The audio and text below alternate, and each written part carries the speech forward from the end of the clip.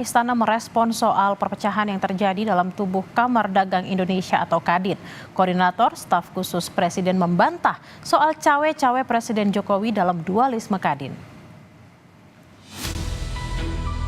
Perpecahan yang terjadi di tubuh Kamar Dagang Indonesia menyeruak. Sejumlah perwakilan Kadin Provinsi menggelar musyawarah luar biasa yang menetapkan Anindya Bakri menjadi Ketua Umum Kadin yang baru untuk periode 2024-2029. Menanggapi polemik yang mencuat, Anindya Bakri menyebut dinamika internal adalah hal biasa dalam sebuah organisasi. Anindya Bakri berharap permasalahan ini membuat Kadin lebih teguh. Itu pasti ada di setiap organisasi. Nah, kita berharap ini semua justru bisa membuat Kadin lebih teguh, dan kepada yang sudah bersama-sama marilah kita lanjutkan, yang belum marilah bergabung. Akan diketuk pada tanggal 25 September.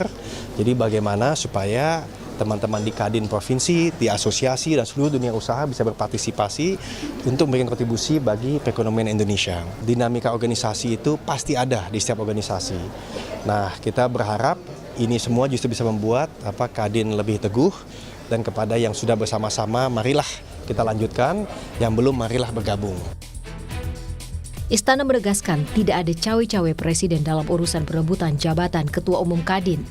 Koordinator Staf Khusus Presiden Ari Dwi Payana menyatakan Presiden menghormati Kadin sebagai lembaga independen yang memiliki ketentuan internal. Ari menegaskan dinamika yang terjadi di internal Kadin saat ini tidak terkait istana. Ketua Umum Kadin periode 2021-2026 Arsyad Rashid menilai Munaslup Kadin ia memilih Anindya Bakri sebagai Ketua Umum ilegal. Arsyad menjelaskan, sesuai Undang-Undang tentang Kadin, pemerintah berwenang melakukan pengawasan terhadap pelaksanaan tugas dan fungsi Kadin.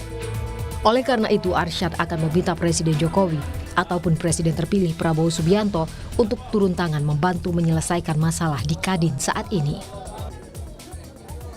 Dan menyatakan kegiatan itu tidak diakui, tidak memenuhi prasyarat hukum sesuai ADART, sehingga tidak dapat diakui sebagai kegiatan resmi.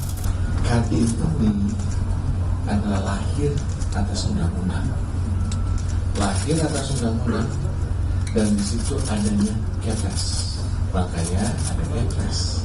Kepres terakhir yaitu Kepres nomor 18 tahun 2020 yang menyatakan hasil daripada Munas di Kendari, dan di situ tercatat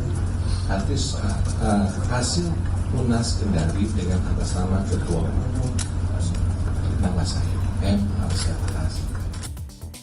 Tak hanya itu, Arsyad Rashid juga telah mengirimkan surat kepada Presiden Joko Widodo usai jabatannya dicabut melalui Munaslup. Koordinator Staf Khusus Presiden Ari Dwi Payana membenarkan adanya surat yang dikirimkan pihak Arsyad Rashid yang diterima pada Minggu kemarin.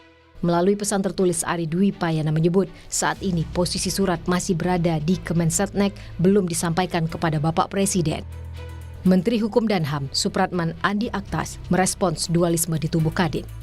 Menteri Hukum dan HAM menyatakan pemerintah akan berpegang pada aturan dan ketentuan yang berlaku di Kadin. Surat keputusan Presiden terkait terpilihnya Anindya Bakri sebagai Ketua Umum Kadin akan diproses di Kemenkumham.